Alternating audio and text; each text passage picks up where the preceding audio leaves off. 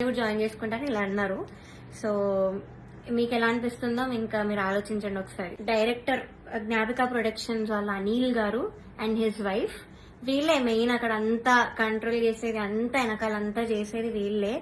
So first point వచ్చేసి song selection.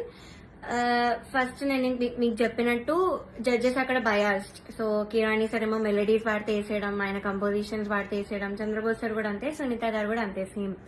So ఇలా తెలిసేసరికి ఒక కంటెస్టెంట్ కి మాత్రం ఓన్లీ వాళ్ళ సాంగ్ దే ఇచ్చారు, మోస్ట్లీ వాళ్ళ సాంగ్ దే ఇచ్చారు ప్రతి రౌండ్ లో. ఇంకో కంటెస్టెంట్ కి ఏమో నీకేం వచ్చో చెప్పు ఆ సాంగ్ ఇచ్చేస్తామని చెప్పి ఇలా ఇచ్చారు ఒక కంటెస్టెంట్ కి. సెకండ్ పాయింట్, ఆ కంటెస్టెంట్ ఒక రోజు రాలేదు అనేసరికి అంతా షఫుల్ చేసేసి ఎపిసోడ్స్ అని ఏదేదో చేశారు. అండ్ అలాంటప్పుడు ఇంకెందుకు ఆడిషన్స్ పెట్టి అందరినీ తీసుకొని, ఎందుకు అసలు పార్వతి అంతమందిని తీసుకొని ఒక్క అమ్మాయితో చేయొచ్చు కదా సిల్వర్ జూబ్లీ సిరీస్ అని. సో అదొకటి. థర్డ్ పాయింట్ వచ్చేసి ఫ్యూచర్ లో ఒక ఎలిమినేషన్ జరుగుతుంది నాకంటే ముందు, అని మీరు చూస్తారు ముందు ఎపిసోడ్స్ లో.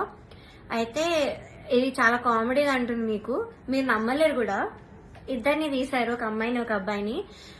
అయితే కరెక్ట్ షూట్ ఇంకో 2 days లో ఉందనగా వాళ్ళకి సాంగ్స్ మార్చేశారు, ఆ ఇద్దరికే సాంగ్స్ మార్చారు with a very funny reason. కిరాణి సార్ కి రాగం నచ్చదు అని, శివరంజని అనే రాగం నచ్చదు అని వీళ్ళిద్దరిని తీస్తారు. కామెడీ ఏంటంటే అదే రాగంతో ముందు స్కెడ్యూల్ ఒక అబ్బాయి పాడాడు, అబ్బాయికి బాగానే మార్క్స్ వచ్చాయి. అదే స్కెడ్యూల్ లో ఇంకొక అబ్బాయి కూడా పాడాడు, అబ్బాయి కూడా బాగానే మెచ్చుకున్నారు, మంచి కామెంట్స్ వచ్చి అన్ని వచ్చాయి. బట్ వీళ్ళిద్దరికి మాత్రమే సాంగ్స్ మార్చేశారు. అయినా కూడా దీస్ టూ పాపం ఆ టైంకి నేర్చుకొని I think they did very well మార్చినా కూడా. కానీ వాళ్ళనే ఎలిమినేట్ చేశారు యాజ్ ఐ ఎక్స్పెక్ట్. నేను అప్పుడు అనుకున్నా యాక్చువల్లీ సాంగ్ ఇలా మార్చేసి అంత ఏదేదో చేస్తున్నారో, నేను అప్పుడు అనుకున్నా వీళ్ళిద్దరిని తీసే ఛాన్స్